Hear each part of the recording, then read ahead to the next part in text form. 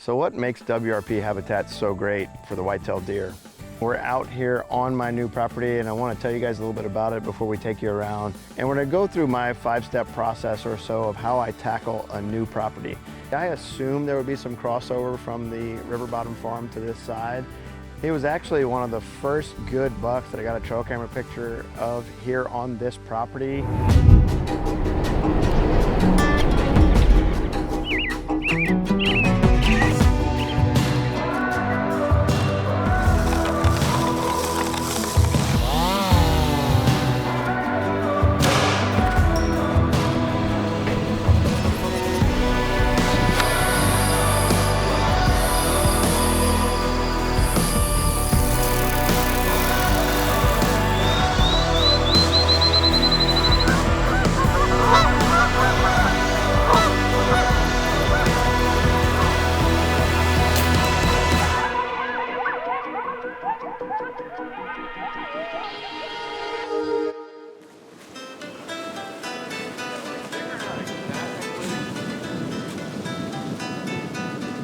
Dude, my heart's racing. It's him. It's Moss. Crazy. Dude, what are the chances? We were never gonna find that deer if we did not come here today.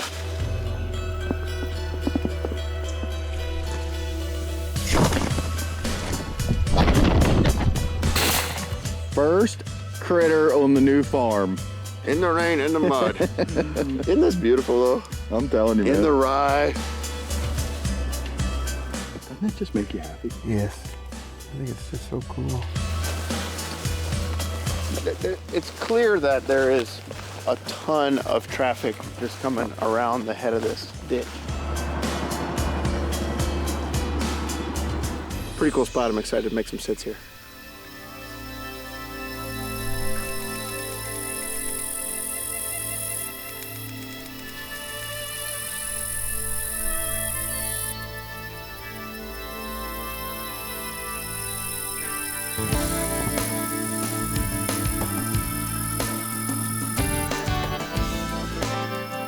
Welcome back to Midwest Whitetail, guys. Today, as you heard in the beginning, we're going to be talking about WRP properties and why they are one of my favorite whitetail deer habitats to hunt. You know, over the years, if you've been following the show, I've been hunting WRP now for, this will be the 8th year, and it's been one of the most productive properties or habitats that I've ever hunted. And obviously coming from South Louisiana and hunting swamp ground, I have a little more experience with hunting this type of ground, but I think it's often overlooked elsewhere in the country as a potential for being highly productive whitetail deer ground. We're out on my new property today. You guys heard me talk about it a little bit so far this year, and I closed on it early April, did some turkey hunting. We've been out here a couple times, but today we're gonna do more of a formal walk through the property with you guys. Also, before I jump into what WRP is and the pros and cons of it, let me know what your favorite whitetail deer habitat is. Yeah, I think there's going to be a lot of opinions out there, and I'm always curious what people find to be their favorite and what they're most successful in. And also, if you have any questions about WRP, drop us a comment. So what is WRP? It's the Wetland Reserve Program is what that stands for. And you might see it in some places called WRE, Wetland Reserve Easements, WREP, easement programs, you know. It's abbreviated a few different ways, but basically these are areas that are taken out of production, enrolled in permanent easements, and that's not 100% of the time that they're permanent, but usually all the ones I own and most of the ones around here are actually permanent easements, and it's to restore wetland habitat. And so you usually find these along river bottoms or areas that flood, areas that are, you know, lend themselves to being wetlands. So how does it work to enroll ground into WRP?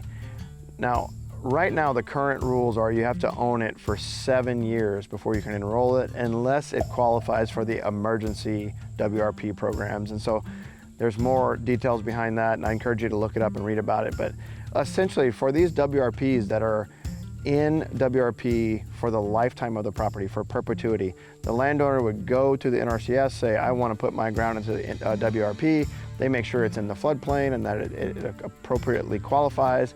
And then it's a one-time payment. And so they assess it. I know last time I looked it up, I think it was $2,200 an acre. You could get paid to enroll that ground into WRP. So it's a one-time payment, and it's enrolled in the easement for the life of the property. And so when you buy these WRPs, you're not getting any income off of them, which is a disadvantage, but that's why they're worth less. You also are limited in what you can do. You can't put permanent structures, you can't put buildings, permanent deer blinds, these types of things. So what makes WRP habitats so great for the white-tailed deer? And one thing that jumps out to me right away, I've definitely driven by some that seem to be more devoid of cover, right? You look at some of these river bottom grounds that flood frequently, there seems to be sparse trees with no understory. But a lot of the ones in this area and the ones that I've purchased, they're just full of cover, and it's all ground level covers. So you got your willow thickets, you've got your native patches. The thing about this being along river bottoms is it's so much contiguous cover, and it's 9 miles where I'm at between the two bridges. So that is just a ton of uninterrupted contiguous cover, which I think lends to some of the benefits, at least here locally. So when I think about hunting wetland habitat elsewhere in the country, like I grew up hunting South Louisiana swamps. You talk to guys that hunt in Michigan, big swamps there. Not only is it a lot of contiguous uninterrupted cover, but it's hard to penetrate that. So there's less human intrusion than I think compared to areas that are not swampy, right? So deer can find themselves somewhat isolated and protected in these wetland habitats. Another great thing about these wetlands, like I mentioned, they're large, contiguous, swampy areas. They don't really lend themselves to, being developed. So a lot of times those areas are public access areas. So when you look at states in the north and south, like Louisiana and Michigan, a lot of the public ground is these wetland, swampy areas. And even here in Iowa, like where Gavin hunts, some of the bigger public lands are these wetland areas along the river systems. So what first got me looking into WRP is actually the cost. If you've shopped around for land and you've had WRPs come up for sale in your area, you'll know that they tend to sell quite a bit less than other standard recreational ground. And so when I first started looking to buy my first property, I wanted to find mixed use recreational ground, try to get some income on it, have some hardwood timber, have some tillable acres, some CRP, etc. The farther you get away from developed areas, you tend to find, lower price per acre. And so I was pretty far away from where I lived with that first property I bought. And ultimately, as I started having kids and getting busier, you're trying to find stuff closer to where you live. And in this area, recreational ground is going for $6,000 to $7,000 an acre. And when I first started shopping around for properties like this, they were $2,000 to $3,000 an acre. And if you ask a realtor, at least ones in this area, how they value WRP ground, they tend to say whatever the average price of a recreational ground would go for, we usually try to sell WRP ground for half of that. And when you think about the benefits of wetland, it's all recreational opportunities. The whole thing is there's fishing, there's duck hunting, there's upland bird, there's turkey, white-tailed deer. And I think I've showcased that on the River Bottom Farm over the years, but it is just a plethora of just great things to do in the outdoors. And when you can tie that into a better price point, it gives more people access to it. Now, some of the disadvantages on that same note are, you still got to pay taxes on this. So you buy it, you got to pay taxes, and there's no way to make income on it. Another obvious disadvantage is the flooding potential. Thankfully out here on the river system that I'm on, I don't deal with it a ton, but we've definitely been hit with it in the fall a couple times where I feel like it's affected us. Usually it's in the spring and it's not too big of a deal. Right now, actually, it's kind of lapping at the top of the bank. We just rode over and checked it. I'm ready to get fall food plots in across the river on the main River Bottom Farm, and I'm worried about the river coming out. We've had a lot of rain here in Iowa the last week and a half, and so I'm waiting to put that seed in the ground just in case it decides to come over the banks. The other thing I gotta always be careful of is the cameras. Those are things you definitely have to be mindful of out here on the wetland. And then another, kind of depending on how you look at it, potential disadvantage is the steps you need to go through to be able to modify these and optimize these habitats. So as I mentioned, a lot of them are blank slates. Like this one has not really had anything done to it, the new one. The previous one I bought across the river in 2017 was owned by a hunter for 20 years. And so he had already done a lot of improvements. But to be able to do improvements, you have to get what's called a compatibility use agreement in place with the NRCS office. And a lot of states and NRCS offices are short-staffed, particularly with wetland specialists. And so it can be very challenging. I've had a lot of challenges with, meeting with the correct people out here to get compatibility use agreements in place to allow me to do things like put food plots in, plant trees, making crossings, or plant natives, all these types of things. You have to have a compatibility use agreement in place. And that allows you to put 5% of the wetland into food plots. And so that's another limitation, so to speak, is that they want to maintain the wetland habitat. And so while they understand the importance of food, there's a limit to how much you can put. Now, I've not really found that that's inhibited me. I think 5% is a good number for most of these properties. And so it's worked out well. But obviously, when you're going into buying these properties, you got to know that you can't just come out and start putting food plots and doing what you want. So obviously, these are great recreational properties for people, trying to get into land, trying to own land just because of the value you can buy them at.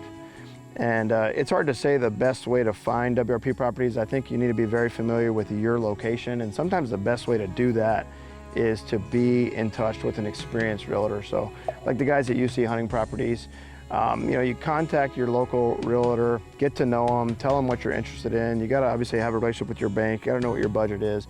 But this opens the door for a lot of people to be able to purchase ground like this. I mean, I've bought properties for less than $1,000 an acre, and people just don't think those things exist.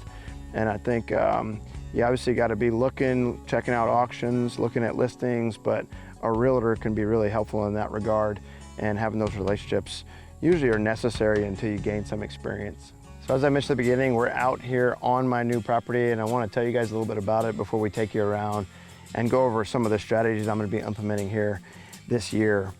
So this property is 326 acres, and it's got 100 acres enrolled, 103 acres enrolled in WRP.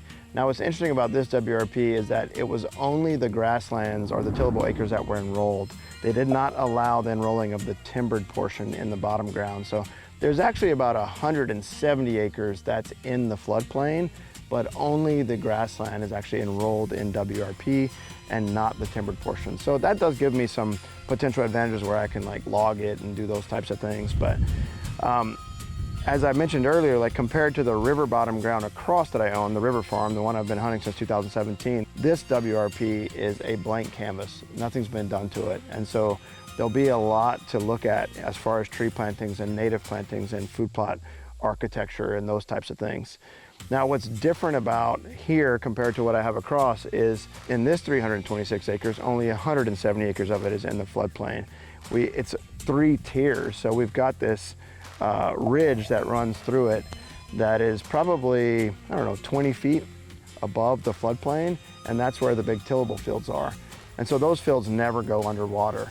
It's also at the end of a dead-end road, so the main river farm has some traffic around it and bucks crossing the road and things like that.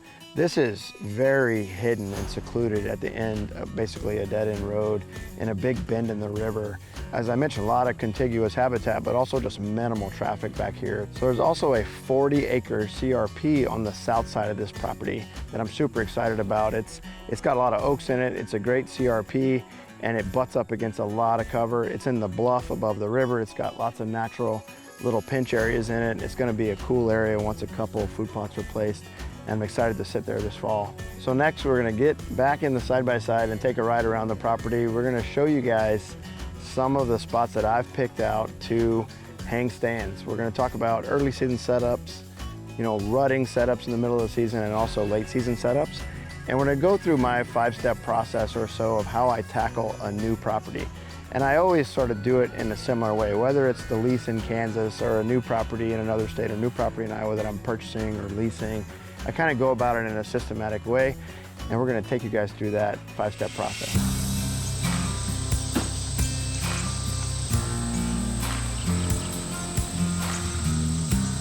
So it's heating up pretty fast here today, and Ryan and I just moved to a nice shady spot to go over these steps. So step 1 when I get access to a new property is to study the aerial maps.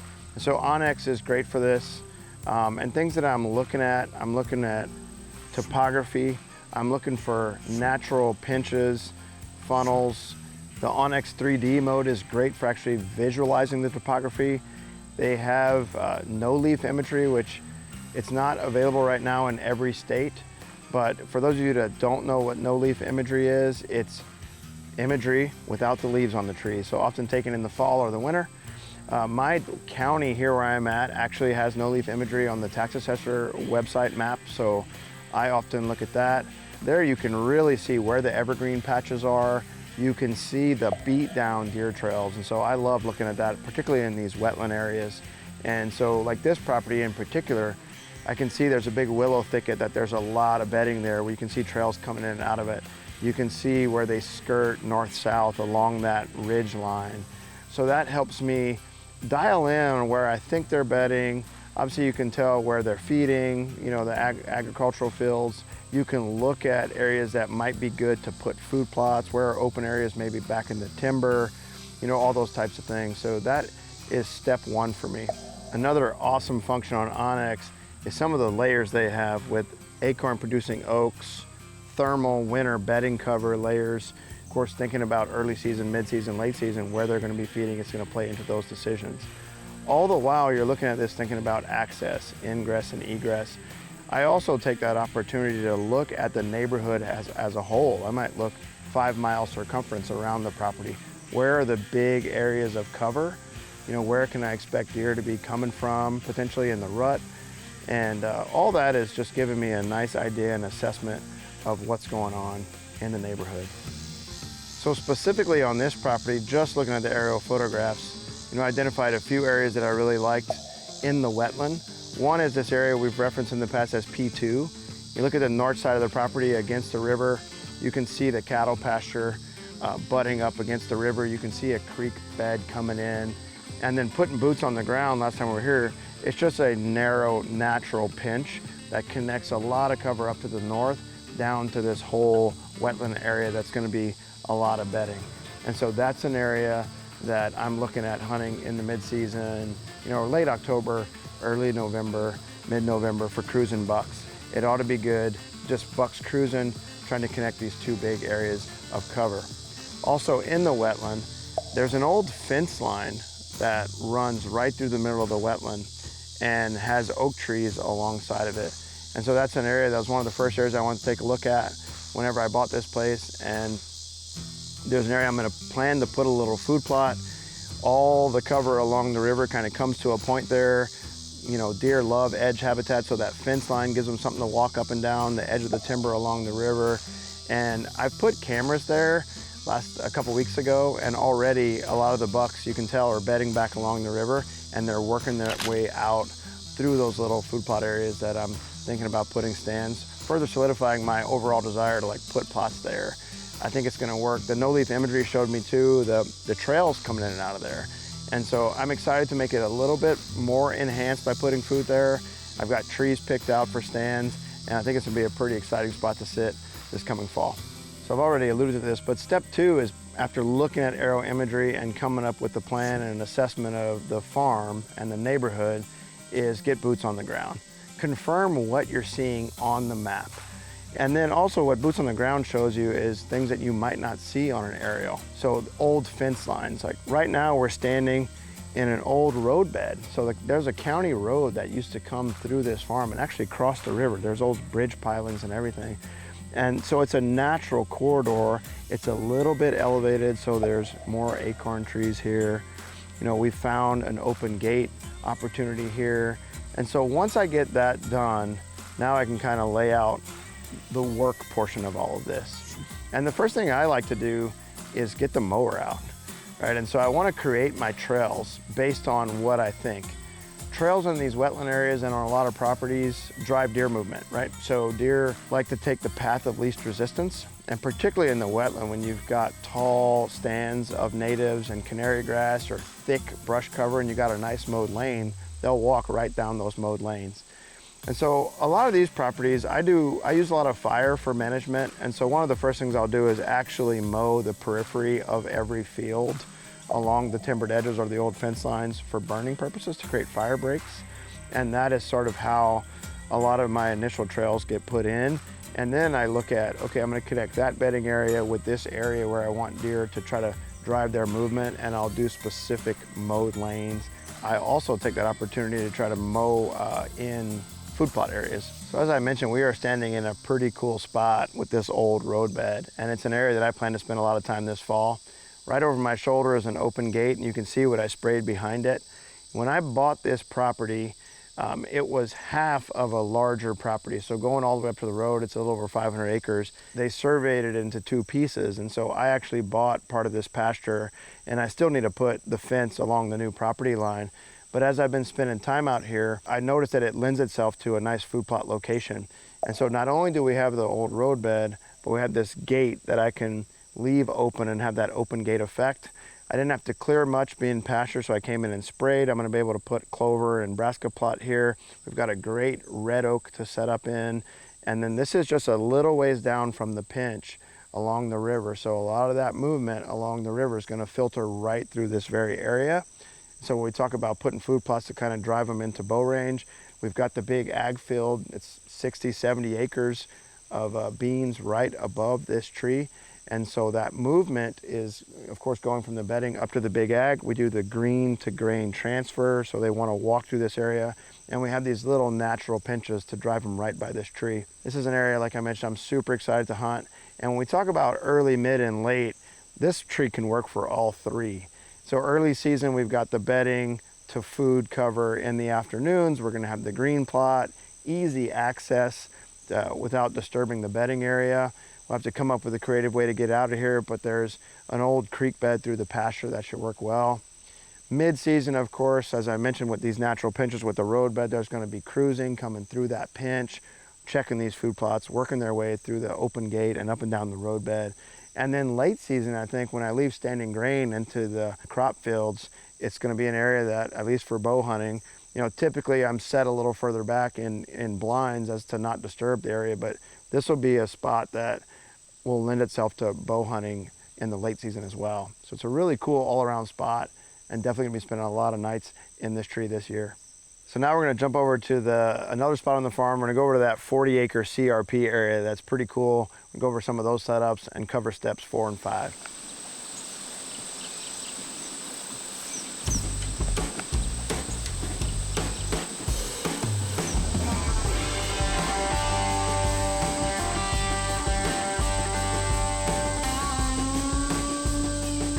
All right, so we're in this 40-acre section. It's got the CRP and the timber, and this is such a cool spot. It's along the river. It's got big ag off to the west, off to the north, and then tons of cover straight to the south. And it's high ground, and so the river's 30 feet below us, and it's full of oaks. Now, this year, so I just closed on this property, and this CRP is up for renewal, so I've got it approved for the renewal. But it needs a lot of work. It's been in CRP for 30, 40 years. And as you can see over my left shoulder, a lot of red oaks have germinated within the CRP, and all those trees need to be removed, or I have to shrink the total acres that are going back into CRP. So I've got a lot of work to do this winter in this back CRP field. But as I looked at the aerial, there's a big drainage that kind of cuts up into the CRP. And there's 2 primary movement patterns that I was looking at. One is along the river, and you could really notice it on the no-leaf imagery where some of those trails were coming around this big bend in the river, and that's where we're standing now. And so there was a little bit of a natural opening here and some smaller oaks that I could just run over with the brush hog. So I made this, it's like not quite 0.2 acres. It's a little tiny strip that we're gonna put clover and turnips in. I'm just gonna hand broadcast here because I've got all the little stumps, and I'm not gonna be able to clean this up well until this winter. I thought putting a little bit of food here will help entice the deer to just make sure they hug this tree line and maybe stop for a bit just to give me a bow shot. There's lots of great, straight, tall trees to put stands in. I think this will primarily be a ruts type spot where I'm hunting the cruising pattern along the river, along the bluff. But it potentially could also be an early season spot. I mean, all this bedding straight to the south. If I can sneak in here and get in stand, I could probably catch deer coming through this area, transitioning on their way out to the big ag that's on the property just to the north here. Now, access is not obvious. Obviously, I wouldn't want to come through the CRP. If you wanted to deal with a boat, you could come up the river and climb the bluff, so that would be quite labor intensive, certainly an option. I think if I came along the ag field, I could sneak up the river edge down through, there's one big ditch to cross, and I could work on making a crossing there. I think ultimately that would be the best way to get to this corner. And I would hunt this on a southwest wind, or really any west wind, but I would think southwest wind with my access blowing right back over the river. Another option is to hunt ag field side of this movement pattern. So the deer would work their way through this green, go through this little timber strip and pop up into those beans. And so there's a couple areas over there where I could potentially hunt there. And that's gonna be to be determined. I decided to put food here just to see how it would work. And we'll have a little bit to learn about this spot. The other spot that looks pretty cool here in this CRP section is on the west side of it. And so that's really a thin lane of CRP that goes out to the big ag, and it goes around the head of this ditch or this big ravine that comes up, and it drains all of these big hills down into the river. And so it's cut pretty deep the closer you get to the river, and it has that head of the ditch funneling effect. Also, all the deer that are coming out of that thick bedding to the south, they're either gonna be walking up the river edge or walking that sort of path of least resistance. I'm gonna have the mowed lane go right up through this CRP field, and it goes out to the big ag, and there's ag also to the west. And so I just put a little 1/4 acre plot along the timber line there. I've got an oak tree picked out. There's also a bunch of dead big trees. I'm not quite sure why, but oak blight or some dead ashes. There's an area that lends itself to make that plot a little bit bigger that would actually extend out of the CRP planting into the timber. And you can see that on the drone shot, but I've got a great tree access. I can come up the mowed lane or potentially even up the ditch, sneak in and out. It's gonna be a great spot for early season. I also think that would work during the rut. Speaking of hanging stands, that brings us to step 4 of the process of how do I tackle a new property, and that's getting the work done. So that includes, putting cameras out, putting food plots in, which is the stage I'm in now, and getting stands in the trees over those food plots and those pinches and different areas that we've identified through the work we've done up to this point. And step 5, the final step, is to get out and do some observation, do some hunting, and make adjustments based on what you're seeing. Usually the areas that we can pick out based on boots on the ground and aerial surveillance are right where they need to be, but sometimes we have to make slight little shifts, and never be afraid to do that. Part of that observation process includes velvet scouting, and I've been spending a few nights sitting over that big alfalfa field and standing soybean field, and have been seeing some beautiful bucks. As we alluded to at the beginning of the show, we're gonna wrap up the show showing you some of that great velvet footage. Had over 40 deer come out in that field the other night in the sunset. It was just absolutely beautiful, and have some great bucks there. Some bucks that I actually recognized. When I bought this property, I assumed there would be some crossover from the river bottom farm to this side, and there are deer that show up late season for the food there. One of those bucks is that split 2.8 that I was hunting at the end of last late season. Big framey deer with the split G2, mature. He was actually one of the first good bucks that I got a trail camera picture of here on this property in that pasture pinch. Big framey deer, got a few photos of him, and right away I was like, that's the split 2.8. So it was cool to be able to identify him as being out here. And then the very first time I came and sat and velvet scouted, he came out in the field and put on a show along with the other deer. So one of my goals this year, of course, is to have a great standing late season food source. Leaving some standing beans in that giant tillable field. The late season food is going to be fairly centralized, and it's going to be interesting to see how that sets up pulling deer from the cover that's to the north, the south, and the east in the wetland area. And specifically speaking of the split G2.8, it's going to be cool to see if he continues his pattern of going across to the original river bottom farm, or if he's going to stay here because now there's food. So I realize we covered a lot of stuff in this episode. Hopefully it wasn't too overwhelming. It's exciting to be able to introduce this property to you guys fully and share some of my knowledge on WRP ground. It's one of the, as I mentioned before, it's one of the most productive whitetail habitats that I think exists, and hopefully you guys can find some in your area to be able to hunt. As far as tackling a new property, this strategy's worked really well for me. As going over the aerial photographs, get boots on the ground to confirm what you're seeing, get lanes mowed, get in there and do the work, put the stands in, the food plots in, the cameras in, and then get out there and hunt, observe, and make adjustments. hopefully having some systematic approach can help you also tackle new properties. Well, as always, we really appreciate you guys joining us. As I mentioned earlier, if you got a question, just drop us a comment. And I'm super pumped to already have eyes on a target on this property along with other mature bucks. I think this property is going to be very productive for me. Hope you guys enjoy the footage of them.